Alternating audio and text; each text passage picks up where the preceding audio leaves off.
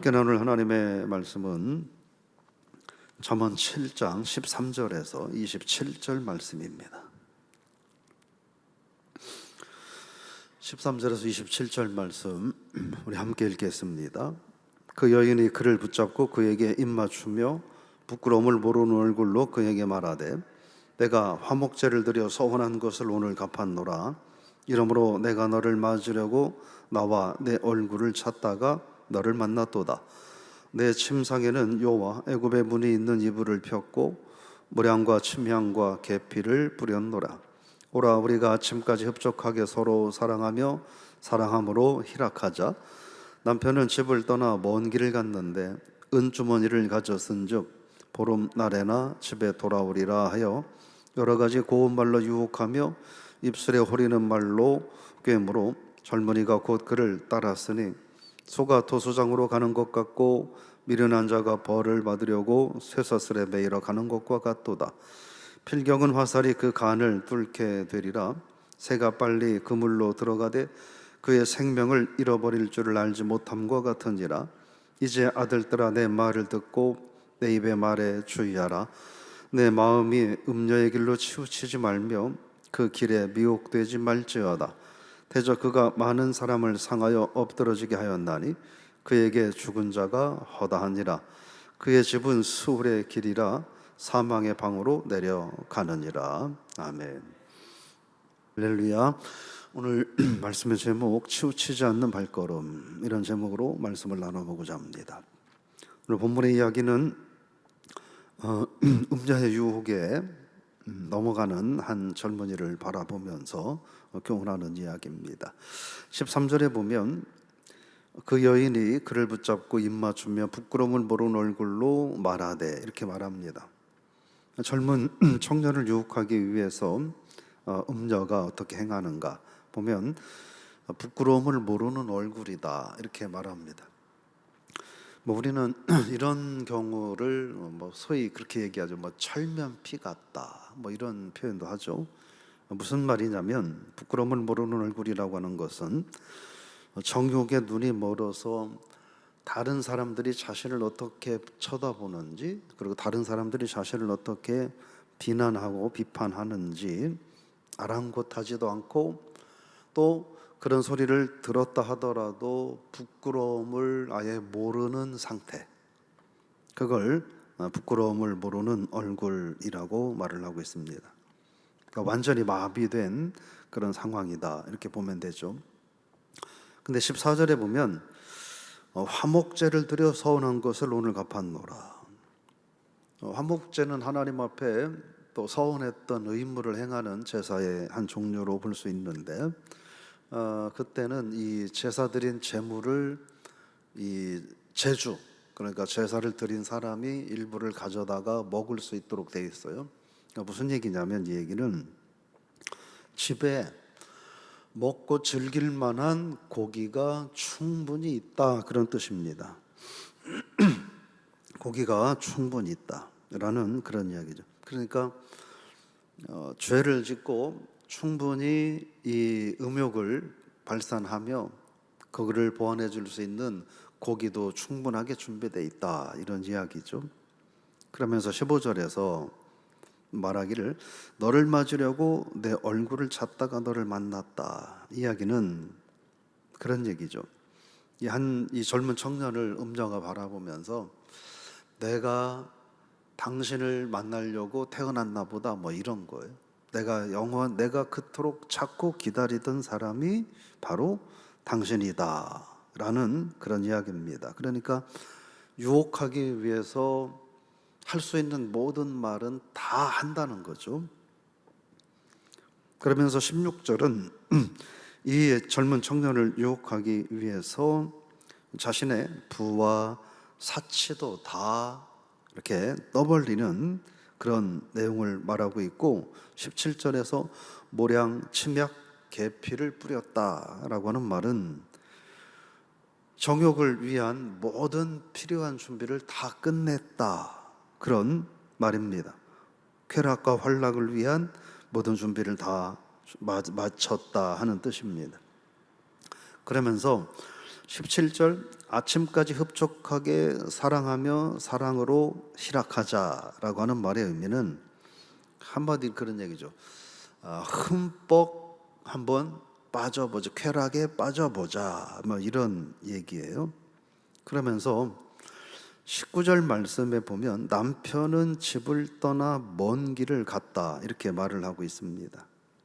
여기서 그냥 볼 때, 우리가 볼 때 우리 남편은 집을 떠나서 먼 길을 갔다 이런 그 의미로 들리는데, 이 말의 의미는 남편이라고 하는 말은 이쉬 이렇게라는 말로 되어 있는데, 이 말의 의미는 뭐냐면 그 자주 쓰진 않지만, 거의 쓰지 않지만 가끔 이렇게, 옛날에는 그 아내들이 남편한테 아유 저 인간, 아유 그 인간 뭐 이런 표현을 쓰셨잖아요. 그 얘기를 하는 거예요. 아유 우리 그 인간은 이라는 얘기, 그 표현인 거예요. 우리 남편이라는 얘기가 아니라 우리 그 인간은 이런 얘기인 거예요. 그게 뭐냐면 남편을 남편으로 여기지 않고 아주 무시하고 경멸하는 자세를 말합니다. 그러니까 지금 이 음녀는 어떤 상태냐 하는 거예요. 가정을 소홀히 여기고 무가치하게 여기는, 그리고 남편조차도 경멸하는 언어를 써서 그 인간은 뭐 이렇다 뭐 이런 표현을 하는 거예요. 그러면서 뭐라고 말하냐면 은을 가지고 갔다, 은 주머니를 갖고 갔다, 보름날에나 집에 돌아오리라. 이건 돈을 여유 있게 갖고 갔으니까 뭐 하루 이틀 사이에 돌아올 일이 아니다 라고 하면서 안심을 시킨다 하는 거예요. 그러면서 21절에 보면 여러 가지 고운 말로 유혹하며 허리는 말로 꿰다 이렇게 말합니다. 고운 말이라고 하는 것은 이 젊은이를 유혹하기 위해서 할 수 있는 그럴싸한 말들은 다 했다라는 뜻입니다. 그러면서 이 22절 말씀 우리 한번 같이 읽어보겠습니다. 젊은이가 곧 그를 따랐으니 소가 도수장으로 가는 것 같고 미련한 자가 벌을 받으려고 쇠사슬에 매이러 가는 것과 같도다. 지금 이 본문 말씀은 어제 말씀과 이어서 지금 이 지혜자가 어떻게 해요? 살창과 들창으로 이렇게 좀 쳐다보고 있다는 거예요. 쳐다보는 모습을 지금 묘사를 하고 있는 거예요. 그러니까 이 음녀가 별의별 말로 막 내가 당신을 그토록 기다리던 사람이 당신이었다 뭐 이러면서 다 준비되어 있다, 남편은 돌아오지 않는다 이렇게 얘기하니까 이 청년이 이제 그 여인을 따라가더라 하는 거예요. 근데 그 모습을 보면서 뭐라고 묘사하냐면 소가 도살장으로 달려가는 것 같고 미련한 사람이 벌을 받으려고 쇠사슬에 묶여 가는 것과 같다 이렇게 말을 하고 있는 거죠. 결국 이 음자 유혹에 빠진 소년이 장차 겪게 될 삶의 비참한 결과가 그것이라고 이렇게 묘사하고 있는 겁니다. 그는 자기 자신을 죽게 하는, 멸망하게 하는 길에 들어섰다 그런 말을 하고 있는 거죠. 그러면서 23절에서 얘기합니다. 화살이 그 간을 뚫게 되리라. 굉장히 무서운 표현인데요, 이 말은 이 음녀를 따라감으로 인하여 그로 인해서 생겨나는 결과는 파멸밖에 없다. 하나님 앞에서 멸망당할 일밖에 없다. 그런 말을 합니다.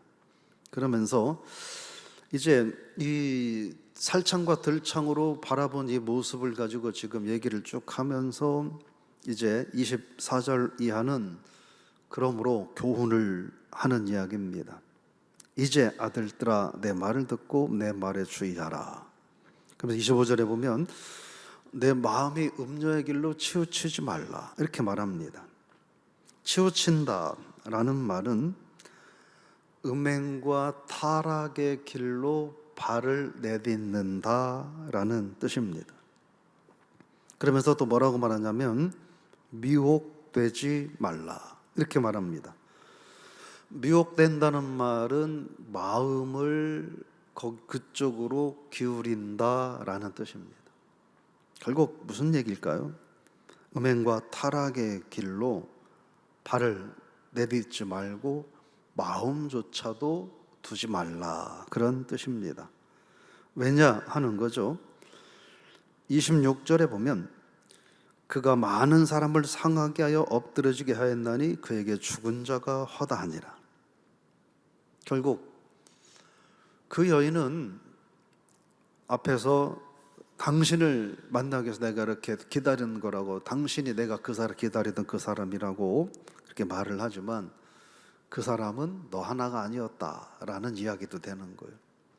그 여인은 자기의 정욕을 채우기 위함이었고 죄를 짓기 위함이었고 그리고 너를 죽이기 위함이었다, 그런 말을 하는 거죠. 그래서 결과적으로는 영육간의 상처를 받게 되고 결국은 망하게 된다, 이런 말씀을 하는 거예요. 그러면서 27절, 그의 집은 이 음녀의 집이고 젊은이가 찾아간 집이죠. 그러니까 죄와 쾌락의 길이죠. 스울의 길이고 사망의 방으로 내려간다. 이거 결국 음녀 유혹에 빠지는 것은 육체와 영혼까지도 완전히 멸망시키는 길이 된다, 이런 말씀을 하는 겁니다.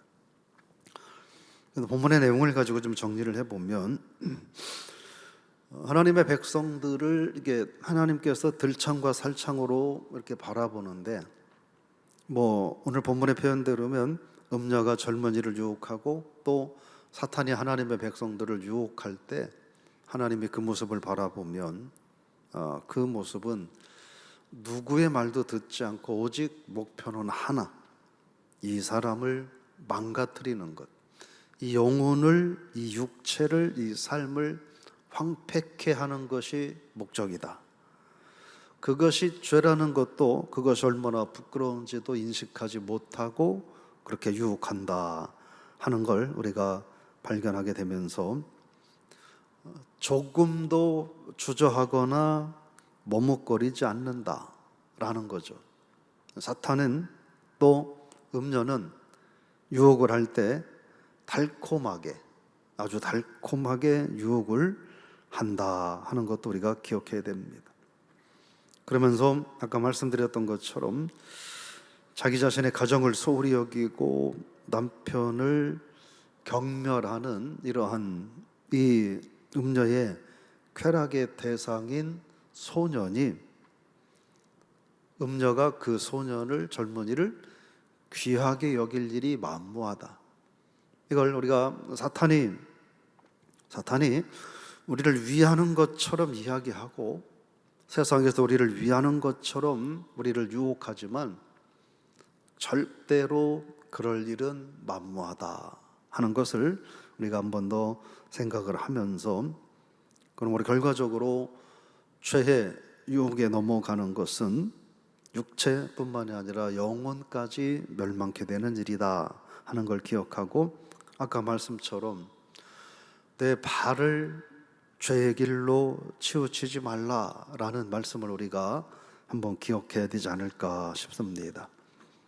저 여러분의 발이 하나님을 멀리하고 하나님 말씀에 불순종하고 죄를 범하는 길로 우리들의 발걸음이 치우치지 않고 하나님 말씀, 하나님 앞에 순종하고 하나님 기뻐하시는 삶을 행하는 길로 저 여러분의 발걸음이 한 발자국 한 발자국 가까이 나아가는 오늘 한 날이 되셔서, 죄의 길로, 유혹의 길로 발걸음을 내딛으면 결과는 육체와 영혼의 멸망인 것이지만, 그러나 우리가 하나님 말씀과 하나님 기뻐하는 쪽으로 발걸음을 한 발자국 두 발자국 내딛고 나간다면 그 길은 하나님이 영광 받으시는 길이고 또 우리의 육과 영이 하나님 앞에서 복 받는 길임을 기억하고, 이제껏 그리 살아오셨겠지만 앞으로도 오늘 하루도 그렇게 살아가는 저 여러분이 될 수 있기를 바랍니다.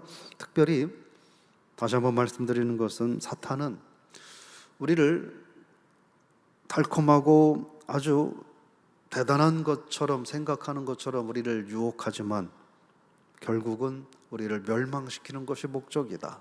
이 사실을 기억하고 오늘 또 어떠한 사탄의 유혹도 예수의 이름으로 대적하고 승리하는 발걸음에 치우치지 않는 복된 한 달 되시기를 주의 이름으로 축복합니다. 하나님 아버지, 오늘 잠언 말씀을 통하여 하나님께서 들창과 살창으로 바라보는데 음녀가 한 청년을 유혹하기 위하여 얼마나 지극정성으로 거짓을 말하며 완악하고 사악한 모습으로 그러나 위장하고 유혹하는지 저희들이 바라봅니다. 이 세상을 살아가면서 또한 하나님 자녀의 삶을 살고자 하는 우리들을 사탄이 얼마나 달콤하게 우리를 유혹하는지 저희들 또한 오늘 말씀을 통하여 깨닫게 하심에 감사를 드리며 이 세상 살아가는 동안 음녀 유혹으로부터, 사탄의 유혹으로부터 우리가 담대하게 승리하는 삶을 살아가게 하여 주옵소서. 발걸음을 치우치지 말라라고 말씀하신 것처럼 죄의 길로 우리의 발걸음을 내딛지 아니하고 하나님 기뻐하시는 길, 하나님께 영광 돌리는 길로 저희들의 발걸음을 한 발자국, 두 발자국 내딛고 나아가는 우리가 되게 하여 주옵소서. 오늘 새벽에 하나님 앞에 엎드려 기도하는 모든 성도들이 그리하게 하시고 우리 신광명께 속한 모든 성도들이 그러한 삶을 살아갈 수 있도록 하나님 도와 주시옵소서. 역사하여 주옵소서. 예수님의 이름으로 감사하며 기도드리옵나이다. 아멘.